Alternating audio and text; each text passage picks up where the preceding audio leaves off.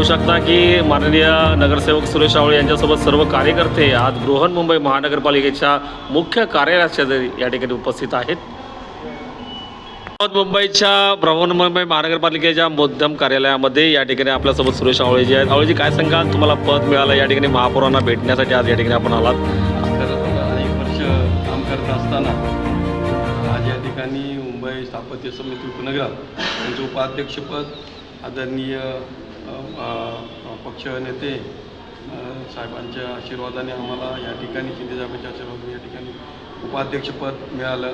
मी त्यांचा आभारी आहे आणि अमयजी घोले यांचंही यामध्ये खूप मोठं योगदान आहे, हे सर्वांचा आभार आहे। पण आपल्या रमाबाईचा विकास कशा पद्धतीने बघाल आणि गेले अनेक वर्ष एक हॉस्पिटल आहे ज्याकरिता आपण भूमिपूजन केलं होतं, त्याबद्दल देखील काय बोलाल? माता रमाबाई आंबेडकर नगरामध्ये जयंती तर उत्सवात होती, अखंड भारतामध्ये जी जयंती होत नाही ती रमाबाई आंबेडकर नगरमध्ये होती। आणि राहिला प्रश्न जिथे हॉस्पिटलचं 90% काम झालेलं आहे, परंतु त्या ठिकाणी जमीन ही कलेक्टरच्या अधीन होती आणि महानगरपालिकेने ती नावं चढवून घेतली नव्हती।